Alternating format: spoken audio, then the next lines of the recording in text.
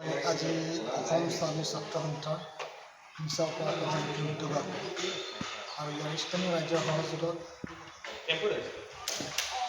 2026 এই বৰ্ষত উত্তীৰ্ণ হোৱা কৃতি ছাত্ৰ ছাত্ৰীসকলৰ বাবে বিগত সময়ত যেনেধৰণে নিচা উপহাস খাই অভিনন্দন অনুষ্ঠান কৃতি ছাত্ৰ ছাত্ৰীসকলে তেওঁলোক অনুষ্ঠিত কৰিছিল, ঠিক আজি এই 2017 তাৰিখে তেওঁলোকে এক সুন্দৰ শৈক্ষিক বাৰ্তা তথা শৈক্ষিক যাত্ৰা আগবঢ়াৰ চেষ্টাৰে তেওঁলোক আজি অভিনন্দন অনুষ্ঠান অনুষ্ঠিত কৰিলে। আৰু এই অভিনন্দন অনুষ্ঠানত আমাক কেন্দ্ৰীয়ভাৱে তেওঁলোকে আমন্ত্ৰিত কৰিছিল। আৰু আজি এই অনুষ্ঠানত বহু কেইবাগৰাকী অভিজ্ঞ ব্যক্তিসকল আহিছিল, তেখেতসকলক আমন্ত্ৰিত কৰিছিল।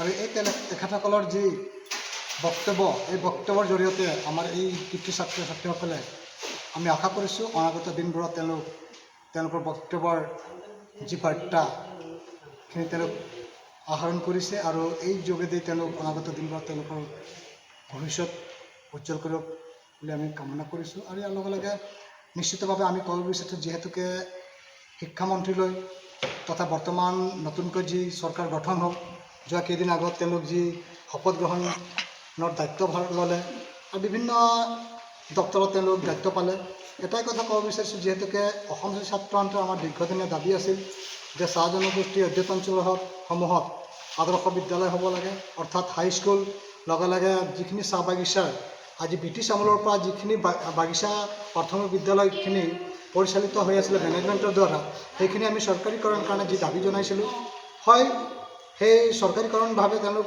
কৰিব পৰা নাই, বাধ্যকৰণ নহ'ল, কিন্তু তেওঁলোকে প্ৰাথমিক বিদ্যালয়সমূহত দুগৰাকীকে তেওঁলোক এডিশ্যনেল টিচাৰ দিছিল। সমান্তৰালভাৱে আমি দেখিবলৈ পাইছোঁ যিখিনি আমাৰ নগাঁও জিলাত বৰ্তমান 4খন যিখিনি আদৰ্শ বিদ্যালয় আৰু তাৰ লগে লগে 3খন আকৌ নিৰ্মাণ হ'ল। এই কেইটাদিনৰ আগত 2খন আদৰ্শ বিদ্যালয় আৰম্ভ হৈছে। বিগত 2022ত আদৰ্শ বিদ্যালয় যিখিনি বৰ্তমান চলি আছে, এইবাৰ যিখিনি ৰিজাল্ট হ'ল, যিখিনি মানে আপোনাৰ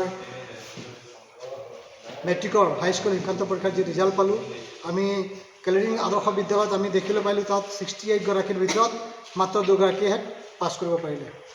আৰু আপোনাৰ কেলেৰিং আদৰ্শ বিদ্যালয়ত তাতো 2গৰাকী পাছ কৰিছে, অন্ততঃ 30জনৰ ভিতৰত। ইয়াৰ আমি দেখিবলৈ পাইছোঁ পূৰ্ণাচলা আদৰ্শ বিদ্যালয়খনত আপোনাৰ 34গৰাকীৰ ভিতৰত 2গৰাকী পাছ কৰিছে। আৰু সমান্তৰালভাৱে ক'বলৈ গ'লে আমাৰ চগুনবাৰী যিখিনি আদৰ্শ বিদ্যালয়, তাত আপোনাৰ 8জনৰ ভিতৰত 5গৰাকী পাছ কৰিছে।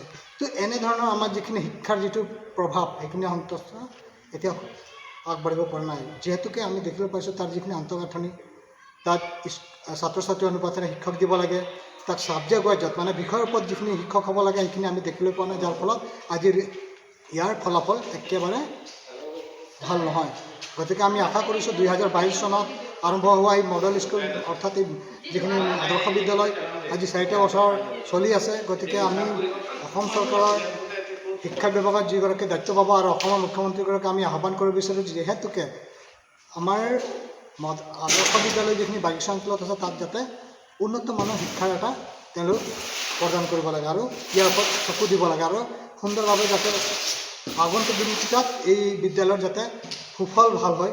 যিহেতুকে আমি নিজেই পাইছোঁ এই 4খন বৰ্তমান আদৰ্শ বিদ্যালয়ত যেনেধৰণে ৰিজাল্ট হ'ব লাগে তেনেকুৱা হ'ব পৰা নাই। গতিকে ইয়াৰ ওপৰত চৰকাৰখনক আমি আহ্বান জনাইছোঁ, যাতে বিদ্যালয়সমূহ দিছে ঠিকেই আছে, কিন্তু শিক্ষক তেনেধৰণে প্ৰদান কৰিব লাগিব, ছাবজেক্ট ৱাইজত দিব লাগিব আৰু আন্তঃগাঁথনিখিনি যেনেধৰণে এতিয়া বৰ্তমান জৰুৰীজনীয় অৱস্থাত আছে সেইখিনি যাতে উন্নত কৰিবৰ কাৰণে আমি অসম ছাত্ৰ সন্থাৰ তৰফৰ পৰা আহ্বান জনাইছোঁ।